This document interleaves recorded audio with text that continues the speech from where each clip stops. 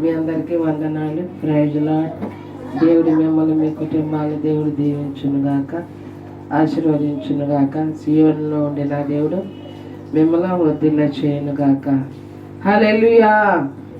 మనందరం ఏమై ఉన్నామంటే దుర్దినముల అంచుకరణముల్లో అపాయకరమైన దినముల్లో మనమున్నాం. చిన్న ప్రార్థన. ప్రభువా, నీ కృప లేనిది ఈ దినమున మేము ఇలా లేము. నీ కృప, నీ దయా, వాత్సల్యత, కనికరం చూపావు కాబట్టి నాయన, ఇదిగో నా దేవ 10వ నెల 3వ పునరుద్ధాన దినమున మేము సజీవులుగా నీ సన్నిధిలో నిలబడే భాగ్యాన్ని మాకు ఇచ్చున్నాం. ఇందును బట్టి నీకు కృతజ్ఞత స్తోత్రాలు చెల్లిస్తున్నాం. వినగలిగిన చెవులు, గ్రహించగలిగిన మనసు మైన మాకు మా బిడ్డలకు ఇచ్చి దీవించి ఆశీర్వదించమని యేసు నామములో అడుగుచున్నాం తండ్రి, ఆమేన్. హల్లెలూయా. ఫిలిప్పీయులకు రాసిన అధ్యాయంలో 4వ వచనము నుంచి ఒక మాట మనం చదువుకుందాం. హల్లెలూయా. కావున నేనే నా ఫిలిప్పీయులకు రాసిన అధ్యాయము 4వ అధ్యాయము 1వ వచనం నుంచి, నా ప్రియ సహోదరులారా, ఆనందమును నా కిరీటమునయ్యున్న నా ప్రియులారా, ఇట్లు ప్రభునందు సిరులయ్యి ఉండుడి. ప్రభునందు ఏక మనసు గలవారై ఉండుడని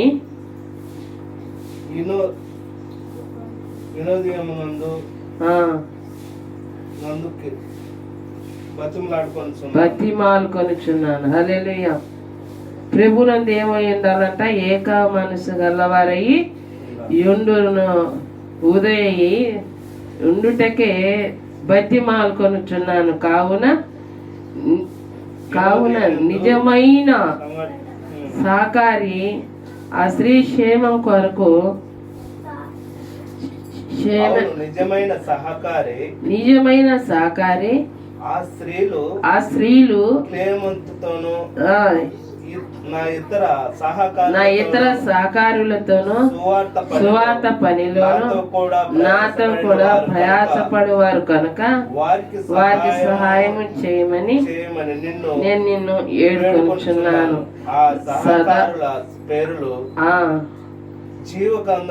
జీవగ్రంథమందు రాయబడి ఉన్నది. ఎల్లప్పుడూ ప్రభునందు ఆనందించుడి. మరలా చెప్పుదును, ఆనందించుడి. నీ సహనము సకల జనులకును తెలియబడనీయడి. ప్రభు సమీపముగా ఉన్నాడు. దేవుని గూర్చియు దేనిని గూర్చియును చింతపడకుడే, కానీ ప్రతి విషయములోను ప్రార్థన విజ్ఞాపనల చేత కృతజ్ఞత పూర్వకంగా మీ విన్నపములను దేవునికి తెలియచేయడు. ప్రతి విషయములో అండి దేవుడు ఒక మాట చెబుతాడు. వయసుతో పని లేదు, బాలులు అనగాను, వృద్ధులు అనగాను, చంటి పిల్లలైనను, యవనస్తులైనను అంత్యకాలం నా ఆత్మను నేను వారి మీద గుమ్మరిస్తాను. వారు కలలకు అందురు, దర్శనములు చూదురు, ప్రవచించెదరు. వారు కలలు నెరవేర్పులయ్యి ఉండునన్నాడు. హల్లెలూయా.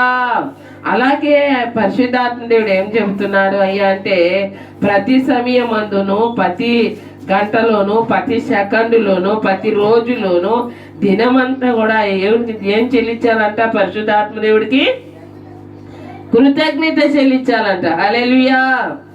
ఎల్లప్పుడూ అంటే దుఃఖములోను దుఃఖించే కాడ దుఃఖించాలి, ఆనందంగా ఉండే కాడ దేవుడి సన్నిధిలో ఆనందంగా ఉండాలి. ఎందుకంటే బైబిల్ చెబుతుంది, ఎప్పుడు మనం ఏడుస్తూ కూడా ఉండటానికి వీలు లేదు, అలాగని నవ్వుతూ ఉండటానికి కూడా వీలు లేదు. ప్రభు పాదాలు పట్టుకున్నప్పుడు ఆయన కన్నీరు కార్చిన, ప్రభువా నా దుఃఖమును నా మనోయాదమును చూడుము, నేను ఎట్లు నీ సన్నిధిలో జీవించుతునో, ఎట్లు బతికితునో, ఎలా జీవించుతునో, 3 దినముల్లో నేను చనిపోతాను, నా ఇల్లు చక్కబెట్టుకోమని నువ్వు ఎలా చెప్పుదు అని హిజ్కియా గోడ తట్టు మరి తిప్పుకొని తల ప్రార్థన చేస్తున్నాడు. హల్లెలూయా. ఎందుకంటే మనం పాదాలు పట్టుకున్నప్పుడు దుఃఖపడాలి. ఎల్లప్పుడూ కూడా మనం సంతోషంగా తండ్రిని మనం ఏం చేయాలంట? ఘనపరచాలంట. హల్లెలూయా. దుఃఖపడేది ఎప్పుడో తెలుసా? స్తుతించలేనప్పుడు, ఆరాధించలేనప్పుడు, మొరపెట్టలేనప్పుడు, తండ్రికి మనం కృతజ్ఞత గలవారిగా లేనప్పుడు మనం ఏం చేయాలంటే అప్పుడు దుఃఖపడాలి. హల్లెలూయా. ఎల్లప్పుడు ప్రభునందు ఆనందించుడు. మరలా చెప్పుచున్నాను, ఆనందించుడి, ఆనందించుడి, మీ సహనమును సకల ప్రజలకు తెలియచేయడు. ప్రభు సమీపంలో ఉన్నాడు.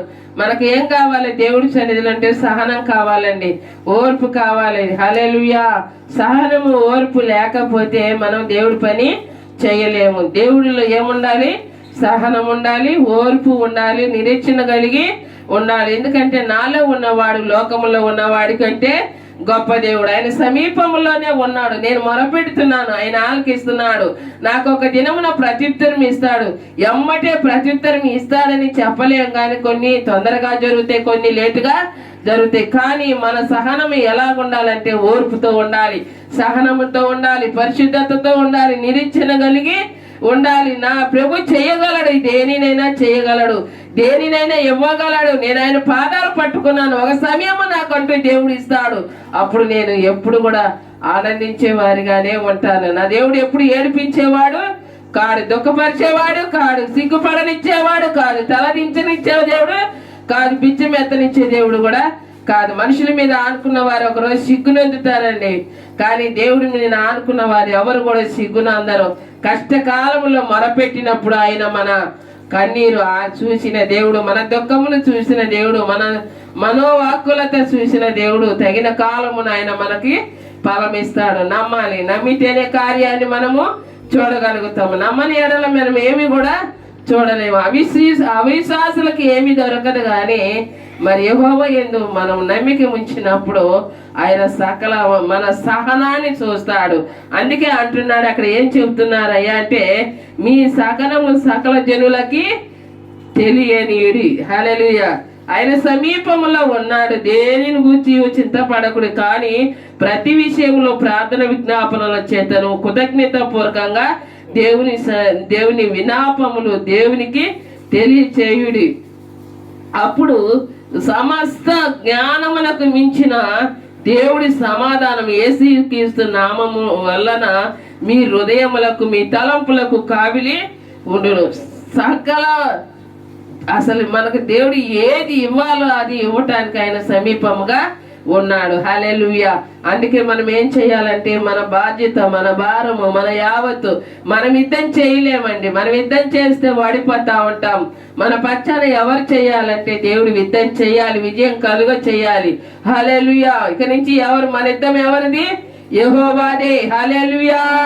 ఆయన యుద్ధం చేసినప్పుడు ఎక్కడ వాటము గాని, అవమానం గాని, సిగ్గుపడుట గాని, బిచ్చమెత్తుట గాని, తలదించుట గాని ఉండదని ఆయన వాక్యము లేఖనం చెబుతున్నది. కానీ సహనం అనేది, ఓర్పు అనేది యెహోవా ఇచ్చిన దానమై ఉన్నది. ఆయన మీద ఆనుకున్న వారిని ఎవరిని కూడా ఆయన సిగ్గుపరచనిచ్చే దేవుడు కాదు. హల్లెలూయా. హల్లెలూయా. దేవుని నామానికి మహిమ కలుగును గాక. మరి మొదటి కొరింథీయులకు 12వ అధ్యాయం 7వ వచనం ఒక్కసారి చదువుకుందామా?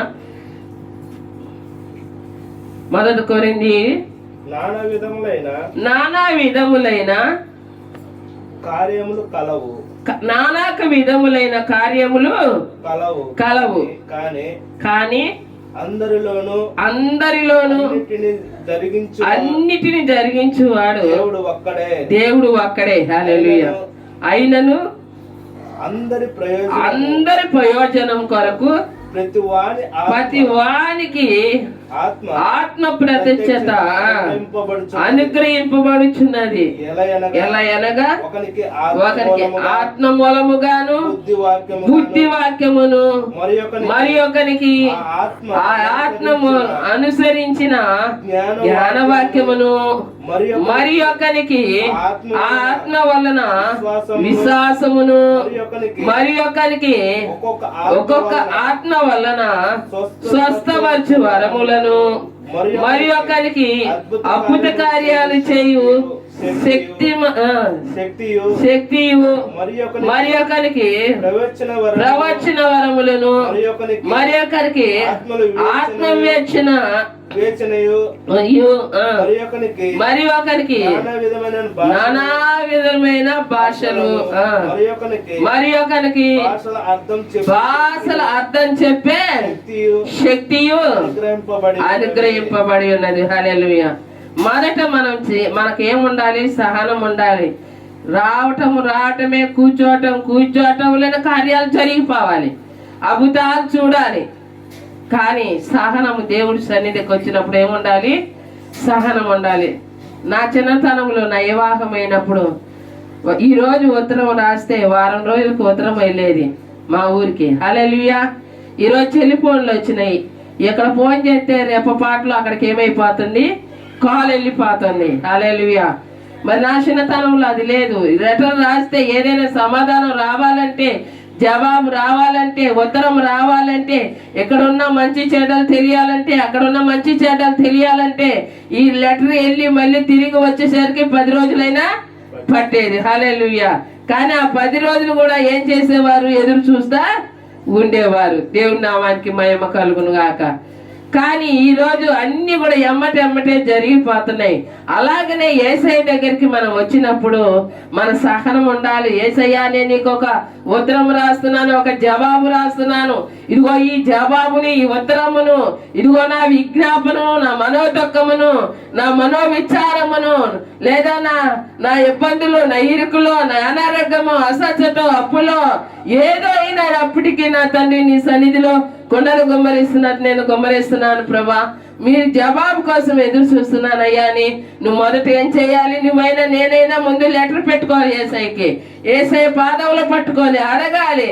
ఆయన విచారణ చేసే దేవుడై ఉన్నాడు. హల్లెలూయా. నీ సహనము చూడటానికి ఆయన ఎదురు చూస్తున్నాడు. ఆయన ఇచ్చే వరకు, ఆయన ద్వారం తెరువు వరకు ఏం చేయాలంటే మనము ప్రార్థన చేస్తూ ఉండాలి. హల్లెలూయా. అలాగున్నారా? ఈరోజు రాగానే కార్యం జరిగిపోవాలి, అద్భుతం జరిగిపోవాలి. నేను ఎన్నాళ్ళు బైబిల్ చదివాను, ప్రార్థన చేశాను, పాటలు పాడాను, వాక్యం చదివాను, దేవుడి సన్నిధికి అస్తమానం తిరుగుతున్నాను. నాకెందుకు ఇలా జరుగుతుంది? నా వాళ్ళకి ఎందుకు ఇలా జరుగుతుంది? అందుకే నేను ఈ రోజు నుంచి స్తుతించను. కోపం వచ్చినప్పుడు అన్నం మీద ఒకటిను, దేవుడి మీద ఒకటిను అలిగిన ఎలా అది జీవితంలో దొరకకోకుండా దూరం అయిపోయినప్పుడు దిక్కులేని వారం అయిపోతాం. అందుకని ఒక అన్నం మీదకి రావాలన్న యేసయ్య అద్ద నుంచి రావాలి. హల్లెలూయా. ఒక వాక్కు రావాలన్న ఆయన సన్నిధి నుంచి రావాలి. భూమి ఆకాశమును కలగజేసిన దేవుడు ఏదైనా చేయగలడు. అందుకే మనం ఏం చేయాలంటే, ఏముండాలంటే మొదట మనలో ఓర్పు, సహనము ఉండాలి. అది సకల జనులకి తెలియపరచాలి. మనలో ఉన్న దేవుడు లోకంలో ఉన్న దేవుడు కంటే గొప్పవాడని మన సహనం ఏం చేయాలి? అనేకులకు కూడా తెలియపరచాలి. దేవుడి నామానికి మహిమ కలుగును గాక. ఓర్పు సహనం యెహోవా ఇచ్చిన దానమైనది. అందుకే ఆయన ఏమంటున్నాడంటే, ఒకడికి ఆయన అందరి ప్రయోజనమునకు ఒకరు ప్రతి వారికి ఆత్మను ప్రత్యక్షత అనుగ్రహించున్నాడు. ఒకరికి కృపావరం, ఒకరికి దర్శనావరం, ఒకరికి ప్రవచనావరం, ఒకరికి స్వస్థపరిచే వరం, ఒకరికి జ్ఞాన వివేకములు కలిగిన వరం, ఒకరికి శక్తికరమైన వరము. అన్ని వరాలు కూడా ఎక్కడన్నాయంటే పరిశుద్ధాత్మలోనే ఉన్నాయి. మనం మొదట పొందుకోవాలి, పరిశుద్ధాత్మను పొందుకోవాలి. సర్వశక్తిని మనలోకి తెచ్చుకోవాలని, ఆయన అగ్నితో నింపబడాలి, భాషలతో నింపబడాలి, వాక్కుతో నింపబడాలి, ఎడతెగక మాట్లాడాలి యేసయ్యతో.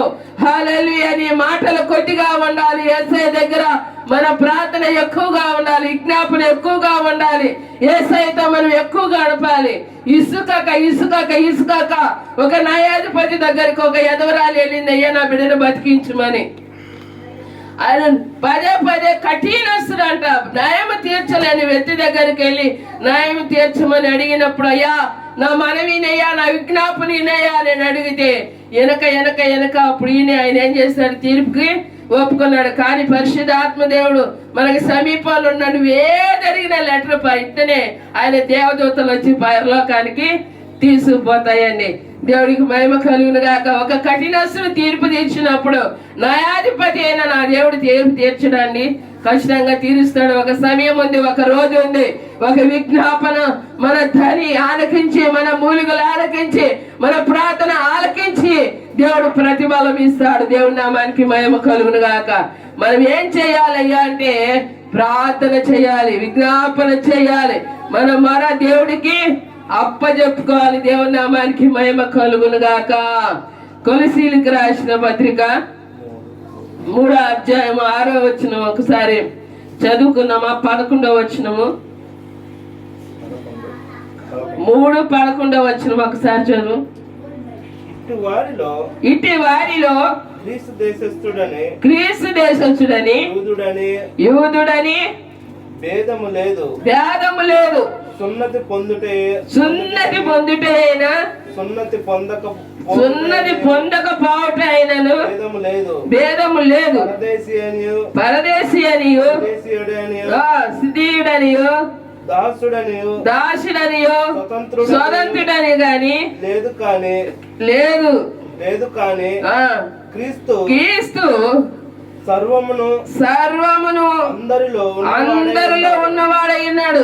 భేదము లేదు. నీలో ఉంటాడు, నాలో ఉంటాడు, నీ మాట వింటాడు, నా మాట వింటాడని ఆయనకు భేదం లేదు. తల మన కూడా తేడా లేదు. ఆయన అందరిలో ఉన్నాడు. హల్లెలూయా.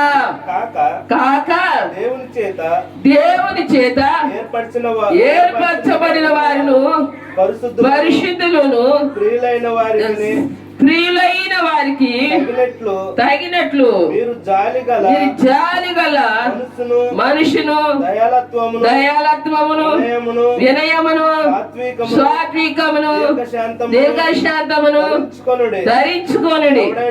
ఎవడైనను తనకు హాని చేశానని ఒకరినొకని ఎడల ఒకరిని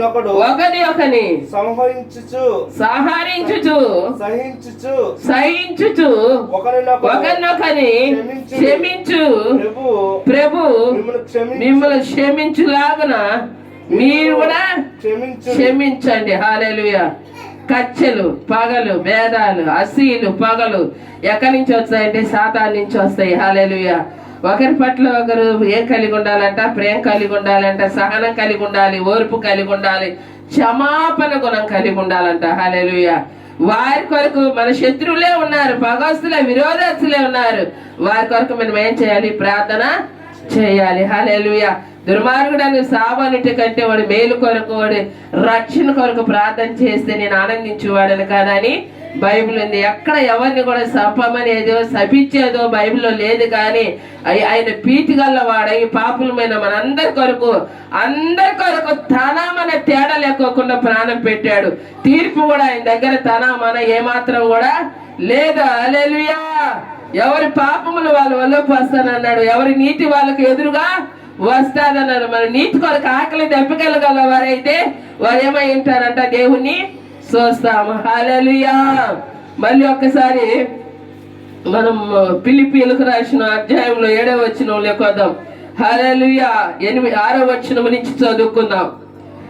దేన్ని గురించి చింతపడకుడి గాని ప్రతి విషయములో ప్రార్థన విజ్ఞాపనల చేతను కృతజ్ఞత పూర్వకంగాను మీ విజ్ఞాపనలు దేవునికి తెలియచేయండి. అప్పుడు సమస్త జ్ఞానమునకు మించిన దేవుని సమాధానము క్రీస్తు వలన మీ హృదయములకు మీ తలంపులకు కావిలి ఉండును.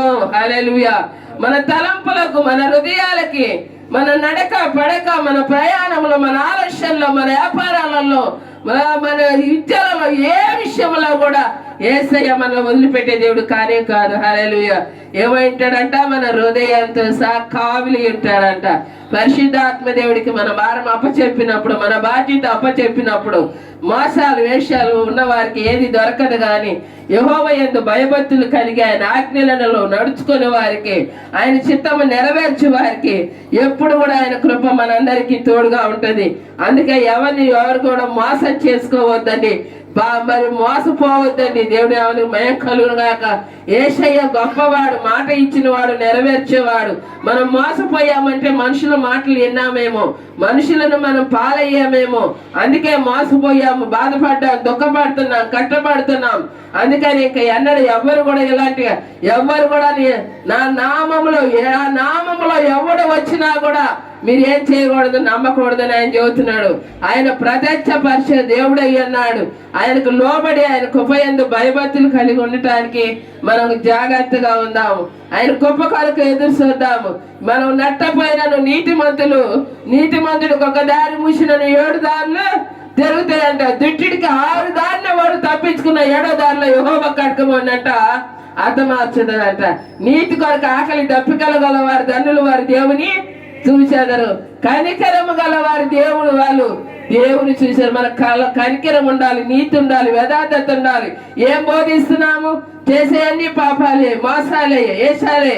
కానీ మనం ఏం బోధిస్తున్నాము? నీతిమంతుడైన దేవుణ్ణి మనం బోధించేటప్పుడు మనం ఎలా ఉండాలంటే ఆయన అడుగుజాడల్లో నడుచుకోవాలి, ఆయన పోలి నడుచుకోవాలి. మనం ఏం చేస్తున్నామో అది చెప్పాలి, ఏం చెప్తున్నామో అది చెయ్యాలి. అప్పుడే యేసయ్య మనకు తోడుగా ఉంటాడు. లేకపోతే 2 అంతల కడకం ఏమైపోతుందంట, నిలబడిన వాడు పడుకోకుండా చూసుకోమన్నాడు. మనం నిలబడుచున్నాం గనక మనం ముందు పడిపోకోకుండా ఉండాలి. హల్లెలూయా. మాట ద్వారా, వేషం ద్వారా, చూపు ద్వారా, నడవడి ద్వారా, ప్రవర్తన ద్వారా, లేదా ధనాపేక్ష ద్వారా అకానిలాగా పరిగెత్తకూడదు అంటున్నాడు. దేవుని నామానికి మహిమ. నీతి కొరకు ఆకలి దప్పికలు కలిగిన వారి ధన్యులు అంటున్నారు. నీతి కొరకు ఆకలి దప్పికలు కలిగి ఆయన మాటలు, ఆయన ఆజ్ఞలలో మనం నడుచుకుందాం. అప్పుడు యేసయ్య కృప మనకు తోడుగా ఉంటది, నీడగా ఉంటది, మన హృదయాలకి కావలిగా ఉంటదని ఆయన చెబుతున్నాడు. హల్లెలూయా. దేవుని నామానికి మహిమ కలుగును గాక. దేవుడు మిమ్మల్ని మీ కుటుంబాలు దీవించును గాక. చిన్న ప్రార్థన. మహోన్నతిన మహిమ గల తండ్రి, కృపగల యేసయ్య నీకు స్తోత్రాలు. మేలు చేయని చేత కాకపోయినా మౌనంగా కీడి చేయొద్దని వాక్యం చెలవేస్తుంది. అయ్యా నీ మాట చొప్పున నడుచుకోవాలి. అయ్యా నీ ఆత్మ పొందుకోవాలి, శక్తి పొందుకోవాలి. అయ్యా నీ కృపలో దయలోనైనా భద్రపరచబడాలి. యెహోవా యందు భయభక్తులు కలిగి ఉండాలి. మనుషులు మెప్పించడానికి మేము ఎన్నో ఆలోచనలు చేయొచ్చు. అంతర్యమును పరిశోధించగల దేవా, మన కూర్చునిట లేచుట నీకు మరుగై ఉండలేదు. మోసం చేయవాడు మోసంతోనే పోతాడు, నరహత్య చేయవాడు నరహత్యతోనే పోతాడు. నీతిమంతుడు ఇంకా నీతిమంతుడిగానే ఉండదేమని వాక్యం చెలవిస్తుంది నాన్న. అయ్యా నీ ఎందు భయభక్తులు కలిగి మేమందరం ఉండటానికి నీ కృప దయచేయండి. నీ కృప బాగుమని చాపండి. నీ సన్నిధి మొక్క అంటే అనుగ్రహించి నీ దీవెనతో నింపమని పరిశుద్ధాత్మరి కలవర చందర రేమన మన శియాలరందరబరనైనా పరిశుద్ధాత్మదేవని ఆత్మతో మమ్మల్ని అందరినీ అలంకరించిన ఆయన, అభిషేకించి శరీర క్రియలు కాల్చివేయండి నాయన. ధనాపేక్ష అసలు కాల్చివేయన ఆయన, మోసాలు కుట్రలు కుతంత్రాలు యేసునామములో బంధించిన ఆయన. అయ్యా నీ కృప బాహుబలి చాపమని, నీ కృప తోడుగా ఉంచమని పరిశుద్ధాత్మదేవా నీకు స్తోత్రాలు. ప్రతి ఒక్కరి నీ కొరకు ఎదురు చూసే భాగ్యము దయచేయమని, అయ్యా నీ కృపను పొందుకునే భాగ్యము దయచేయమని. 100 పాపాలు చేసిన నా దేవుడు క్షమిస్తాడు కానీ అని నేను మనుషులతో మాట్లాడమని. అయ్యా ఇదిగోనైనా దేవుడి సన్నిధి అందరికీ ఉంటది కానీ కృప కొందరికే ఉంటదన్నావు ప్రభా. అది దాని ఆజ్ఞలను న్యాయవిధులను అనుసరించి వారై ఉండాలన్నావు ప్రభా. యెహోవాకు ఇష్టమైనది ఏదో దాన్ని ఎదిగి పట్టుకోమంటున్నావు ప్రభా. నీకు ఇష్టమైన మార్గంలో మమ్మల్ని అందరినీ నడిపించమని, మా బిడ్డలు దీవించమని, ఆశీర్వదించమని. ఈ యొక్క పోర్కాలు చూస్తున్న ప్రతి బిడ్డలు మీరు ఆశీర్వదించి దీవించి మేలు దీవిన ఆశీర్వాదాలతో నింపమని యేసు నామములో అడుగుచున్నాం తండ్రి. ఆమె నా దేవుడు సియోనులో నుంచి మిమ్మల్ని దీవించి ఆశీర్వదించి వృద్ధిలో చేయనుగాక. హల్లెలూయా. దేవుడు మిమ్మల్ని దీవించి ఆశీర్వదించునుగాక.